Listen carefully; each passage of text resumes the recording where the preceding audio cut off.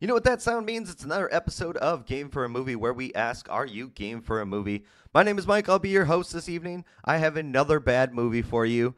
I don't know how bad it really is since currently it is #1 in the US on Netflix. Yes, it is a very weird statement to start with when talking about a bad movie, but it's true. Of course, we have to go into what we are drinking. As you know, Claire is from Cincinnati, and she has been bringing me Cincinnati beer when she goes and visits. So I have Truth from Rheingeist Brewing in Cincinnati. It's one of my favorite beers out there. Highly recommend it if you can get your hands on it. It's basically in the Cincinnati area, all of Ohio, as well as Kentucky for sure. And I think they have a spot in Chicago as well. So make sure if you can find it, Rheingeist's Truth is what it's called. It is very good. So it is that time to jump into the bad movie talk. And of course, it's time for Mike to shit on a kid's movie. Yes, I watched 2017's Woody Woodpecker from Universal Studios. It is a 3D animated adventure, basically real human characters, but a 3D Woody Woodpecker animated into the scenes and everything like that. This movie was made for Brazil, and it did have a theatrical release in Brazil. And then basically got a direct-to-video release in America and England and everywhere else pretty much. So we'll start with the cast, and really there's no big names out there. The only one that I think you might recognize, and that's a big might, is Eric Bauza. And not because of looks, but because of voice. He is a very famous voice actor that has been doing all kinds of rounds. He currently is Bugs Bunny, Daffy Duck, in those iterations of like Tiny Toons, Looniversity. He's been in Adventure Time, Solar Opposites, Rick and Morty, The Young Jedi Adventures, Harley Quinn. You know, he's been everywhere. And this is actually the second role he's taken over from Billy West. Billy West, famous for playing Fry in Futurama, one of my favorite shows. Billy was the voice of Woody Woodpecker and also was the voice of like Stimpy from the Ren and Stimpy show. Bowser took both of those, and he also voiced a seagull in the 2015 Nickelodeon animated live-action movie, the SpongeBob movie, Sponge Out of Water. So yeah, Eric Bauza may be the only name you kind of recognize. Everybody else is kind of, they've been in bit parts and stuff like that, or they've been in the background of certain things. One of them's a character that's a recurring role on Psych, for example. But for the most part, you really don't recognize anybody in this movie. Another reason why it shocked me that it was #1 on Netflix in the US. I'm going to keep bringing that up probably, because it just throws me that so many people are watching this in the United States to make it #1.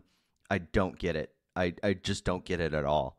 Before we get into the storyline, let's talk about this film's budget as well as how much it made at the box office. It was made on a $10 million budget, which is actually kind of low for these kind of movies, which kind of makes sense when you start hearing about some of the stuff that goes through on this movie. It grossed $15.3 million at the box office in Brazil, and then it was a direct-to-video release in America. It has a cult following from Woody Woodpecker fans, is what this page says. I don't know how many Woody Woodpecker fans there are out there, but maybe that's what's pushing it to #1 in the U.S. on Netflix. Yeah, I don't know. Even if you are like a diehard Woody Woodpecker fan, there's not a whole lot to love about this one. So let's dive into the storyline details. The very beginning of the movie, Woody is asleep in his house in a tree, and he hears gunshots that get him to wake up. Basically, there's these dumb poachers. Their names are Otis and Nate Grimes. They're just a consistent stereotype of dumb poachers, especially Otis. Otis is the probably younger brother and definitely the dumb one of the two of them, though Nate isn't winning any Mensa awards either. And the movie starts with a fourth wall break where Woody addresses the audience and goes, "Oh, poachers, time to have some fun." Ah, ah. And his annoying little laugh gets on right off the bat. I never said I was good at impressions, folks, so if you hear me try the laugh, it may not be the best. So Woody's messing with them. He flies around. Basically, they are shooting tranquilizer darts at him because they aren't killing poachers. They are stuffing poachers. They like to stuff and sell rare birds. And of course, Woody Woodpecker is a rare bird. So they're shooting all these tranquilizer darts. Woody sits in between them. They shoot. And of course, he flies away and they shoot each other. That's the baseline humor for this one right off the bat. It doesn't get much better humor-wise besides that. Now we go to our main family. Our main family is Lance and Vanessa. They are engaged to be married, and then Lance has a previous relationship with Linda and a child, Tommy, from that relationship. But right now, it is just Lance and Vanessa, and more specifically, it's Lance. He just won a big case for his firm. He's a lawyer. And basically, this is a big oil company that they won for. And he's so happy, he's so proud. Everybody's cheering him on. And his boss comes in and says, "You're fired." And he's like, "What? I won this big case. How can I possibly get fired?" Well, there was a video of him bragging about big oil and saying how there's no profit in wildlife conservation. I mean, I wouldn't say it out loud, but you work for big oil. I don't think that's really a shocker that you don't believe that wildlife conservation is a big deal or profitable. You're trying to destroy wildlife so you can get oil. So they're in their big fancy, it looks like a penthouse almost. It's Lance and Vanessa, and they're like talking about what are we going to do. They have these glasses of wine, which are these big glasses of wine that constantly change how much the level is. I'm sure there wasn't much happening to make sure that the wine levels were exactly right behind the scenes. But basically Lance comes up with this plan. His father left him some property by the Canadian border, so he wants to turn that area into a country estate and basically flip it. Because Vanessa is a city girl. She doesn't want to live in the country. So they're just going to build this estate and flip it and try to get this area populated and make it this property destination so they can make a ton of money. So the Grimes brothers, it goes back to them, and they are on their computer, and they find out that Woody is a red pileated woodpecker, which is endangered species. They actually think there's none left, that it's extinct, but obviously they saw Woody, so they're going, "Oh, this is good." The last one they saw sold for $500,000 on the black market, so they are definitely going to get Woody Woodpecker. Then for no reason whatsoever, it shows Woody sitting outside on the river at night, just kind of enjoying his surroundings, saying, "This is good to be home." And then he rips this huge burp. That's it. That's all you get from that scene. That literally is it. We go back to Lance and Vanessa's place, and there's a knock on the door, and it's Linda along with Tommy. Linda's dad is sick, and she needs to go to Philadelphia last second to take care of him. They think it's basically going to be the end. So she thinks it's a good plan that he spends some time with his dad. And of course, Lance is just kind of like, "No, this is an awful time. We're going up to the country. We're going to build this house. This is a terrible time for him to come and stay with us." And Linda's kind of forceful, but not really, just kind of saying, "You need to spend time with your son. He needs to have his dad in his life." So, of course, Tommy goes with them. Let's talk about these characters. So Lance is kind of like this cold-blooded lawyer. He's going to destroy the rainforest, that kind of thing. And then Vanessa is a Hispanic, like, stereotype of a prima donna. She doesn't want to scuff up her heels while in the forest. She packs a ton of luggage. And finally, Tommy is the stereotypical kid that's constantly on his phone when dealing with his parents because he doesn't want to listen to them or anything like that. He has his headphones in. And you can tell he kind of likes music because he's always tapping along to something. We also learned that Vanessa doesn't like kids. So while Tommy is drumming along, she basically loses it and goes, "I need a Zanny," and walks to the back. And they are driving to this area in this big RV that becomes kind of their house for most of the movie, I'll say. We also learn a little about their characters when they finally get to the outdoors, and Lance walks out and it's just pristine, untouched. "I can't wait to bring a bulldozer here." And Tommy goes, yeah. And Lance thinks, oh, great. Like, he's kind of relating with me. No, he's just got 5 bars, so it's great. They start unpacking their stuff, and Lance is trying to set up this grill. And basically, Tommy is recording him doing so because he's failing miserably at it. But the recording is obviously from his phone, and it has like the rec letters and the red light around it and everything like that. And it just kind of made me laugh that it's like a video camera, but it's your phone, kid. And then Park Ranger Sam walks in. Sam Bartlett, who is played by Jordana Largy. She has been in several Hallmark movies, lots of Christmas Hallmark movies. It seems like she's very much the like woman in charge that goes back to the country to get back with their roots and learns the love of Christmas kind of person. And you especially get that feeling later in the movie with her character too. So it's not really a shock. But Park Ranger Sam comes up and basically she's like, "Oh, you're Lance Walters. Like your dad taught me how to fish and everything." And he's just like, "Yeah, he left me this land and we're going to build this house here." And she's kind of, well, you don't want to mess with the wildlife and everything, especially the birds. There's been like bird poachers, and that is a huge fine and illegal. And he goes, no, it's fine. We're just going to build this house. And then she learns the plans of the house and how big this house is. And she's looking at the three of them and going, just the three of you? And he goes, no, we're not even going to live here. We're just going to flip it. And she's very upset about it. She doesn't go out of her way to like say anything, but you can just tell she's kind of upset about it. And wouldn't you be? I mean, you are a park ranger. You're supposed to keep this place peaceful and everything like that. And though they do have the rights to the land, it kind of sucks that they're just planning on building this huge house that's also blue, by the way. I forgot about that entirely. It is completely blue. And not like a light blue, like we painted our house light blue on the side or anything like that. Like it is a deep royal blue, the entire house, the entirety of it. It also makes me laugh with this whole scene because he basically then fumbles with the grill again. And if he wants to build this house in like this place that people can go to and everything, and he can't figure out this grill, he's going to have problems.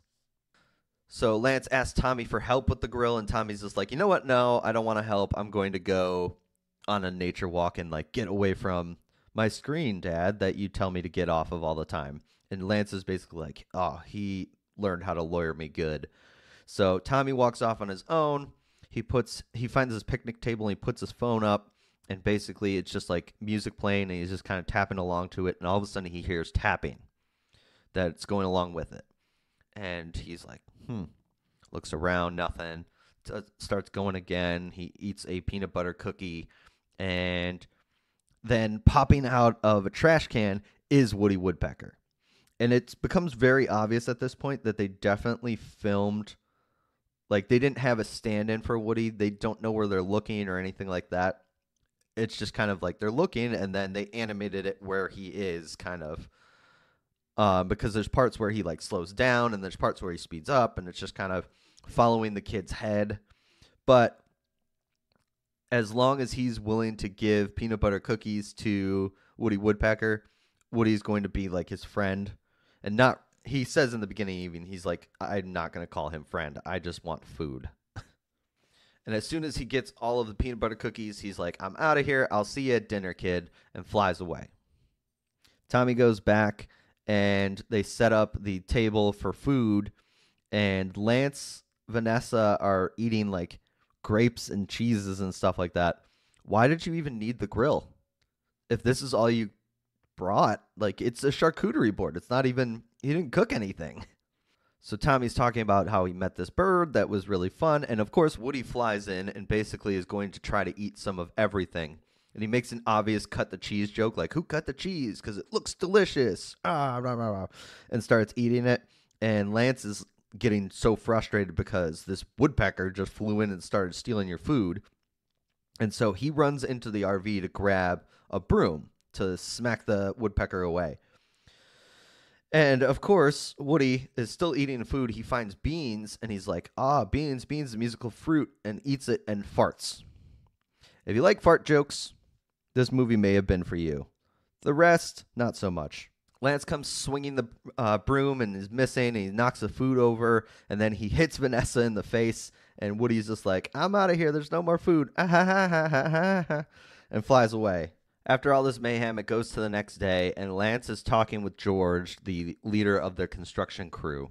Basically, he's talking about how they're going to have this ready by the fall, and that Vanessa is going to design everything on the interior, and she's having her own meeting with her interior designers and is getting ready for the interior design of this house that hasn't been built yet. George, the lead construction guy, is like, oh, if you want it by fall, you know it's going to cost extra. And he goes, money is no object. Didn't he just get fired? Like, how much money do they have? They only did this in the first place because this piece of land was left to Lance in the first place. As they're getting ready to start construction and everything, Woody, of course, flies in and starts messing with them because he's like, no, I'm not letting you move in. This is not what we agreed upon. I was cool when you were camping because at least I get food, but now, not happening. So he, like, pecks at all the construction workers, and then he poops on Vanessa because, of course, he does. Vanessa gets mad, throws a rock at a truck, and breaks the windshield because she was aiming for Woody, not because she just threw it at the truck. And George, the lead construction guy, is my favorite because he's just like, don't worry about the truck. I'll just add it onto your bill. Dude knew a profit when he could get one. It was great. While everything's happening at the construction site, Tommy decides that he's going to walk into town, which supposedly they were miles away from everything. I don't know how long this kid walked, but he walked into town, and he does so repeatedly during the movie. So if he's like walking 6 miles a day, good for him. And he walks into this curio shop, and there's a guitar there. It's an electric guitar, and he's basically strumming it, and this girl named Jill pops up and is kind of like, hey, I didn't say you could pick that up. And he's like, oh, sorry. And she's like, I'm just messing with you. You actually sound pretty good. Why don't you give it a whirl? When he was picking at it, it wasn't plugged into anything. And we never see him plug it into an amp. And it sounds just like strings that are not plugged into an amp for an electric guitar. All of a sudden it's plugged in, and he's like ripping on this guitar, which he looks terrible at it, by the way. And she's like, wow, you're really good. That's about as good as the last owner of that guitar. And he's like, who was the last owner? And she goes, Bruce Springsteen. And so he's kind of like freaked out about the fact that he's playing Bruce Springsteen's guitar. But she's like, no, like you can play it and like you can have it as long as you play with our band. We're going to play at the Firefly Festival if we're good enough by then. And Tommy, of course, agrees, and he has the Springsteen guitar that he got for free from a curio shop that looks like it needs a little bit of love and not giving away Bruce Springsteen guitars. Flash forward to the next day of construction, I guess, because I don't really know the timeline for how long they're here or anything like that. And Tommy's sitting in the RV, and Lance is just like, they're laying the concrete. Don't you want to watch them lay the concrete? And Tommy's like, yeah, that sounds boring as shit. I'm just going to sit here. And Lance is like mad because he won't go out and play or he won't go out and do stuff, and he wants him to like his job and like the stuff that he's doing. But Lance goes out there, Vanessa's already out there, they're laying the concrete, and of course Woody shows up and he starts messing with them, knocking construction workers into the concrete, and then he finds the controls and he's able to control the concrete pourer and move it. And Lance and Vanessa are like running away. They go into an SUV to try to hide from him. And the moonroof's open. Instead of driving the truck like, you should, or the SUV like you should, Woody's able to have the time to put the concrete and pour it all over the SUV, including all over the people inside. So Lance and Vanessa are once again pissed. Lance takes the concrete-covered SUV and goes to the park ranger, and it's just kind of, okay, you were talking about bird poaching. What can I do? I have a woodpecker problem. This is when he and park ranger Sam learn about the red pileated woodpecker and that it basically is extinct besides Woody. And we also learn that the Native Americans believe that the woodpecker is an incarnation of the god of chaos, which makes sense for why Woody is how he is. And Lance goes, so can I kill it? And park ranger Sam's just like, it's a $10,000 fine. And Lance goes, do you take credit card? Where the hell is he getting this money? So we go to the kids It is Jill on bass, Lyle on drums. Lyle is a basic bit character in this, and Tommy, of course, on guitar and singing. They are practicing for the Firefly Festival, and they are performing different songs and stuff like that. And they finish one song, and they're just like, "Oh wow, we sound really good." And then, of course, Woody flies in and is like, "Hey, I'll join you," and like starts pecking on like a cowbell while they're performing and singing backup and everything. And they start playing fucking Surfing Bird. Oh my god. If this movie could have any song that would drive me over the edge more, fucking Surfing Bird had to be the pick. This, of course, leads to a montage of Woody messing with Lance, Vanessa, and the Grimes brothers in a montage, just basically back and forth. We also see that he electrocuted a construction worker, so he may have killed somebody. We don't exactly know. And finally, the montage closes with he blows the fire off of the gas on the RV. Basically, Vanessa is boiling a tea kettle, so he blows the fire off, but the gas is still going. And it's like half a minute, not even. And Vanessa's just like, nothing works, and starts it again, and the fire ignites and blows up the RV, including Vanessa, who's just like missing hair now. She's done. She is a city girl. She does not want to be here. So she's just kind of, peace out, I'm done. And Lance is kind of like, no, we're so close. Like, we're almost finished. You get to design it and everything. And then we'll go back to the city. And she's like stroking his face and going, I fell in love with a cold, heartless courtroom killer. Not this sensitive person that won't even kill this woodpecker. And then she gets in a taxi and leaves. Vanessa's gone. That's it. That's all she is in the movie. She's completely gone. And the RV is out of commission too. So Vanessa leaves in the taxi. She does not come back the rest of the movie. The RV is out of commission. Lance, of course, is sad. Tommy is having a good time. He's the only one happy. And basically, Tommy and Lance now are camping out under the stars. That's all they have left now. They have all this money to burn on a house, but they can't even afford a tent. They're just camping out in sleeping bags under the stars. So all that stuff is happening. Now feels like a really good time to take a break because we're kind of at the midpoint of the movie.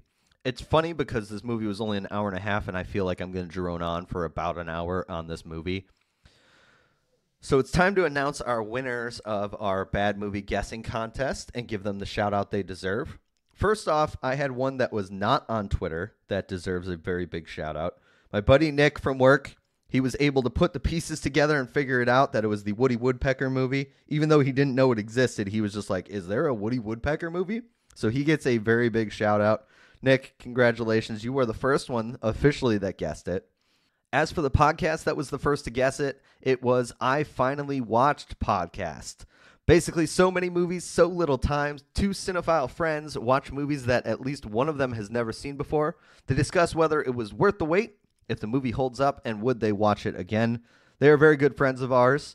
You can find them at ifinallywatchedpodcast.com or at finallywatched on Twitter/X/whatever the fuck we're calling it nowadays. So I Finally Watched. Congratulations. You were the first winner of the podcast to name it. As well as Nick. Congratulations, buddy. I'll see you at work. So where were we?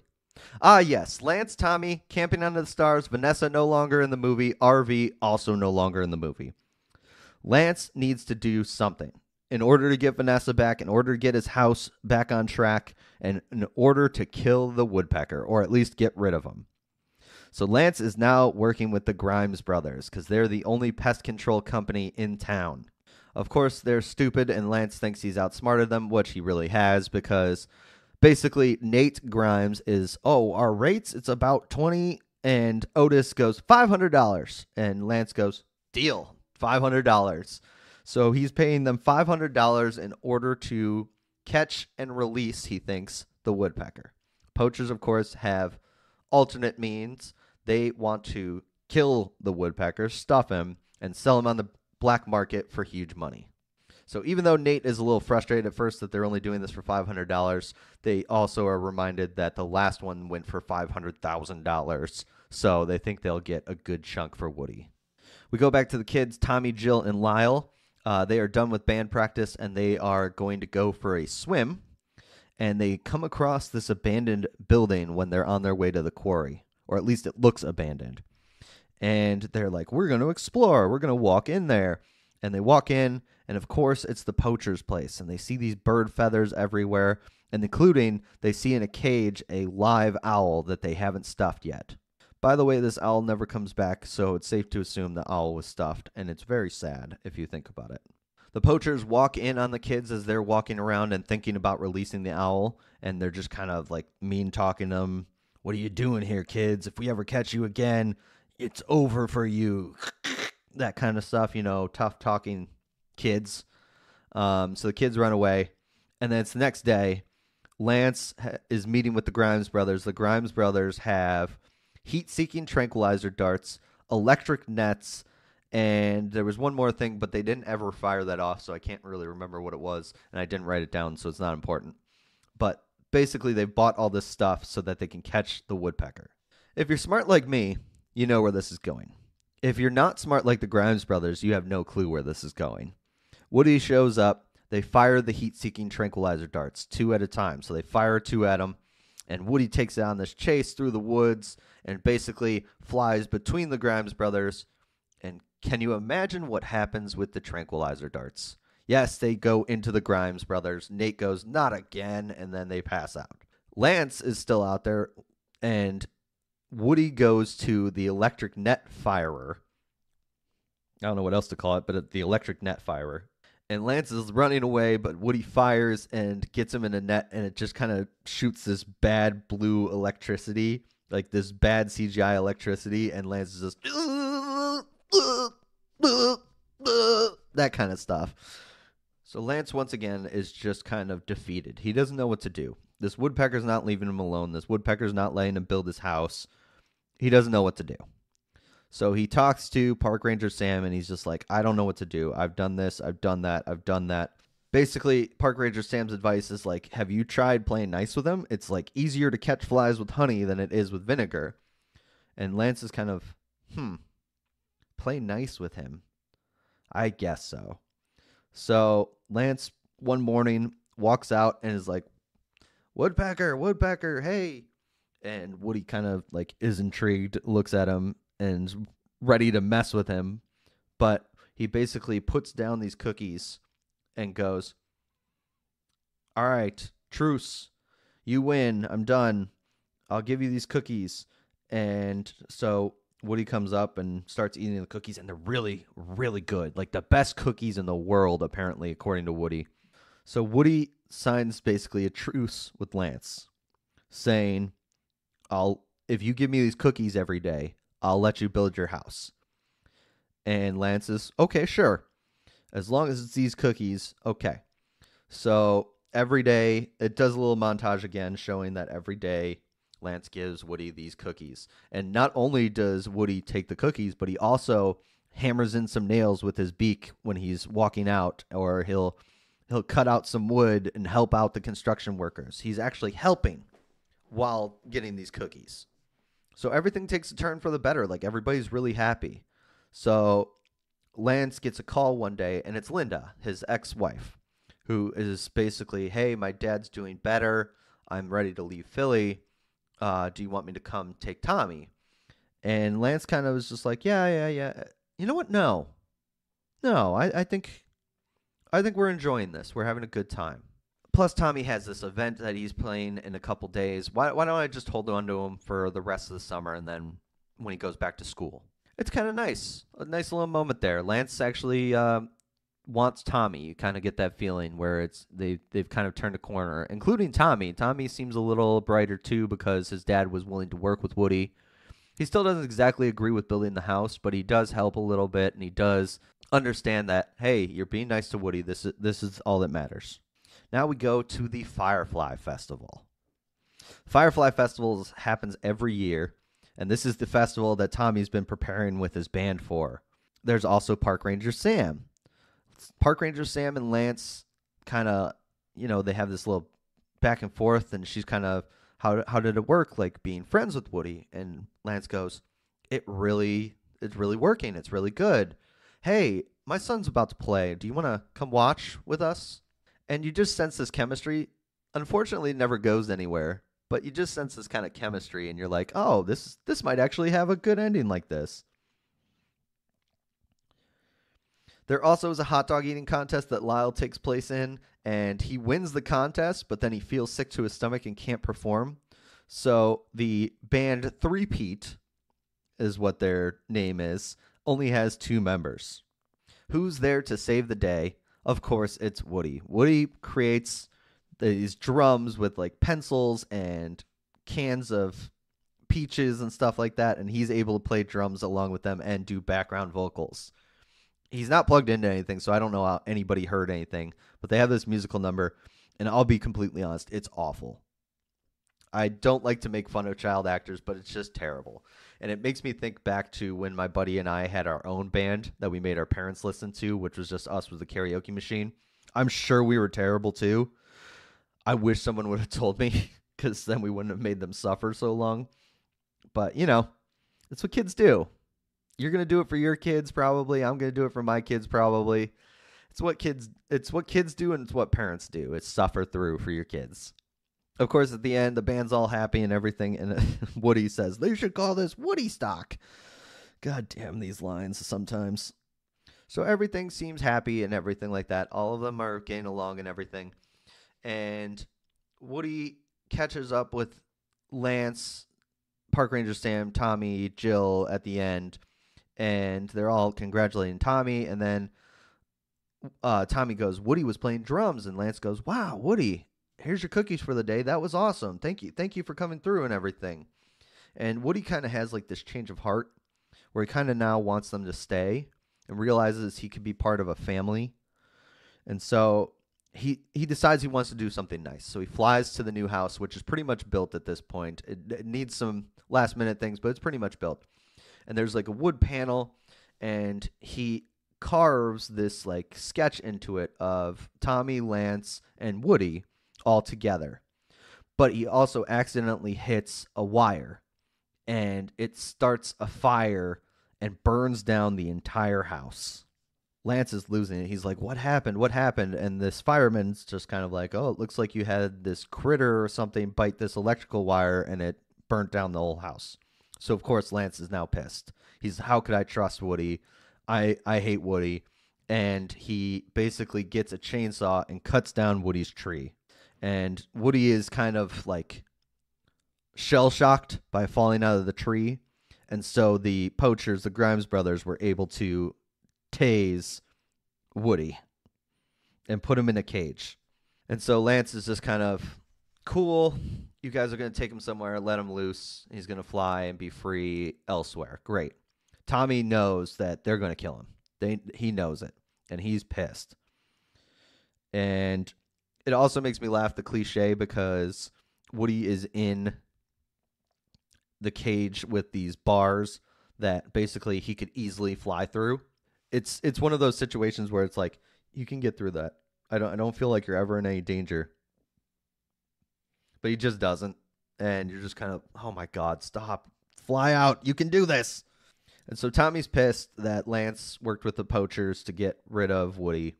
And he realizes he's going to kill him. And Lance goes, someday you'll understand. Because he's dealing with the shell shock of his house just burnt down that he's been working all summer on. And he thought he could trust somebody. And finally he's been like hurt. So he's like, someday you'll understand. And Tommy goes, oh, I understand. When something bothers you, you get rid of it. Surprised you just didn't get rid of Mom and I, too. It's super melodramatic, and it just made me laugh the way he delivered the line and everything. So Lance is looking through the rubble and trying to figure out like where he starts next, and he kind of comes across this wood panel, and of course it's the wood panel that Woody had carved, and he looks at it and he realizes, oh no, Woody just accidentally did this. This wasn't on purpose. I want to know how that didn't burn down, because everything else burnt down. Everything else is burnt to a crisp, everything like that. This looks untouched. I don't understand. It was right next to the electrical wire, too. It should have been the first thing to go up, but somehow, some way, this is the one thing that doesn't burn because, plot device. Plot mop it, as Jill would say. The Grimes brothers are back in their cabin in the woods kind of thing. I guess really it's a barn, and they have Woody in a cage, and they basically are live streaming to this black market, kind of like a home shopping network almost. It's like, look at this bird. This is the last of its kind.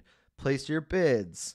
And it literally is like a home shopping network where they're just like doing this auction for this bird to be stuffed and sent to whoever wants it. And each of the people on the black market thing are at a different location, and it's obviously just a person sitting in front of a green screen or like a backdrop or something like that, like a cheesy backdrop. It's just terrible. You can tell each and every one of them just sitting in a room with a backdrop or like green screen behind them. It just looks bad. Tommy, with the help of Jill and Lyle, are going to try to save Woody, and they do a horrible job of sneaking into the barn because they're immediately captured by Otis of both of the Grimes. Otis did this, was able to set a trap for them. And they just so happen to have this big-ass cage that they put the kids in.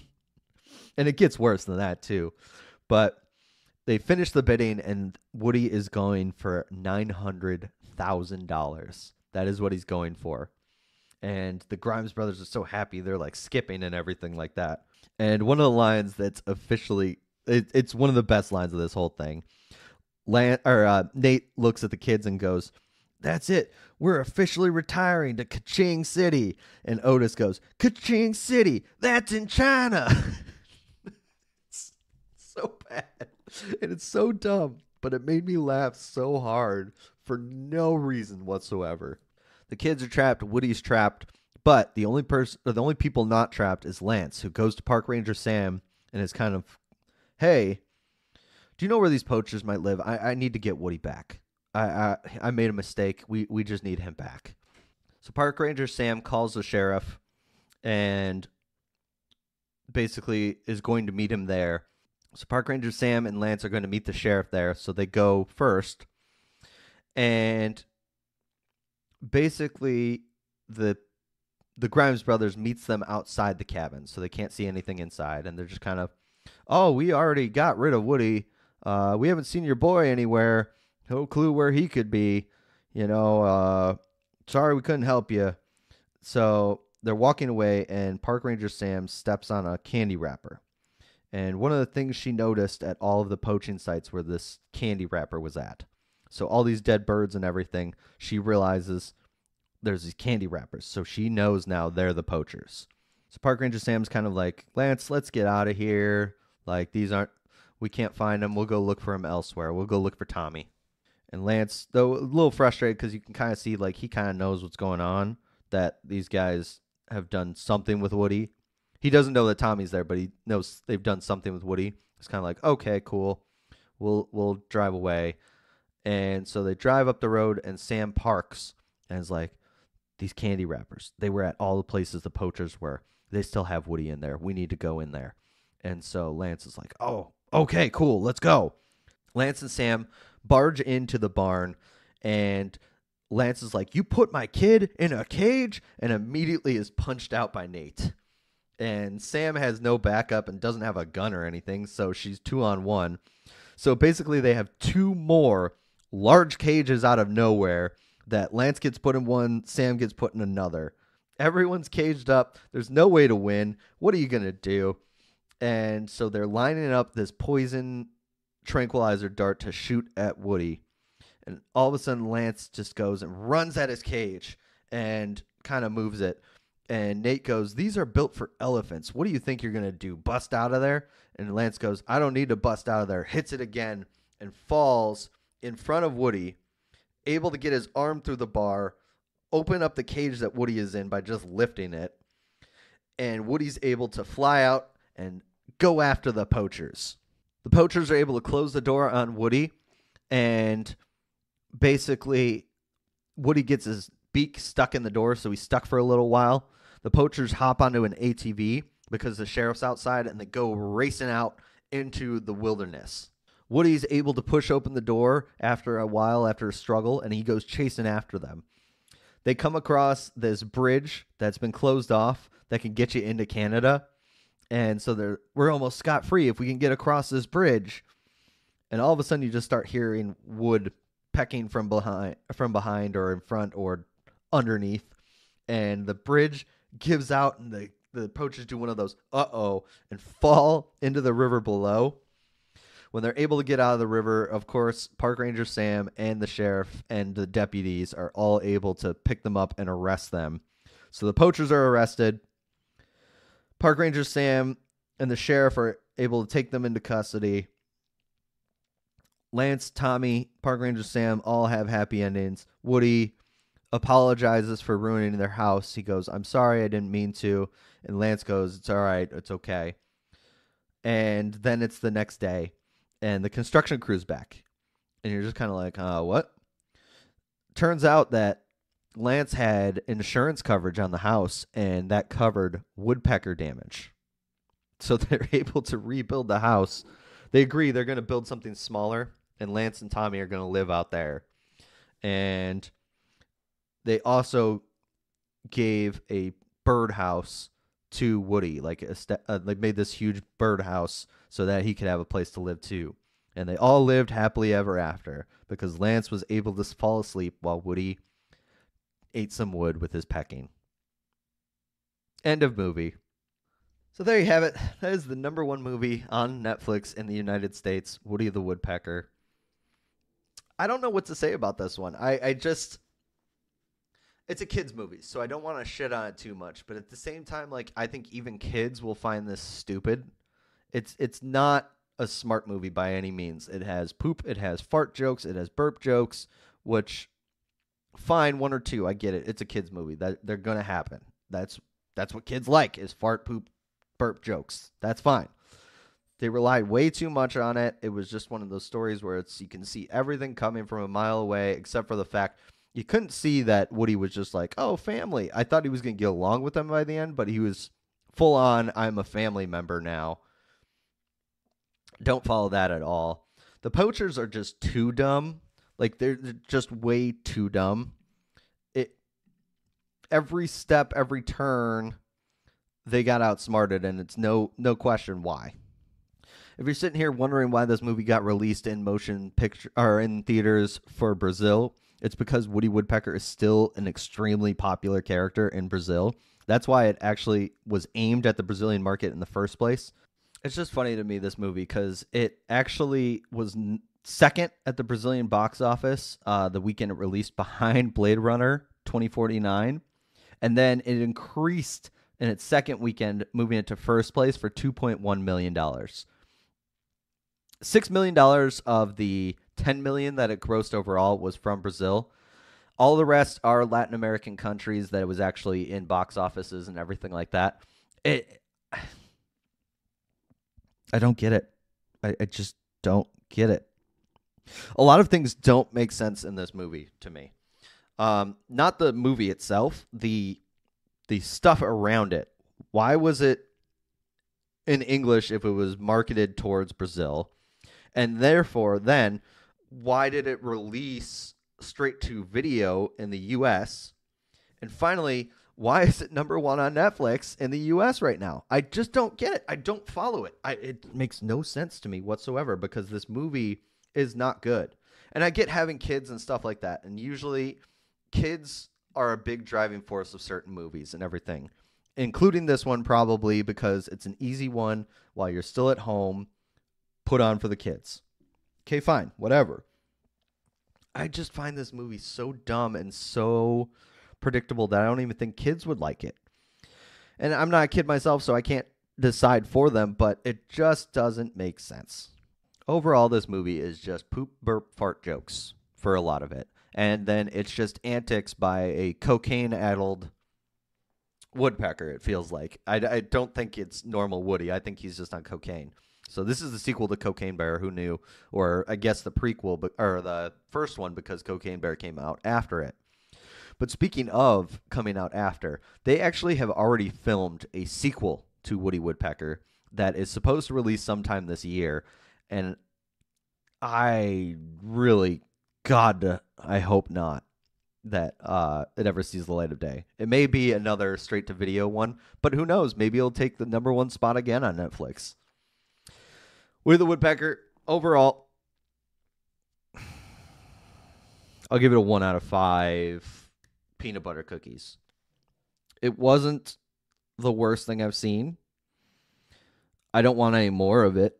I definitely am happy with the amount that I got of it.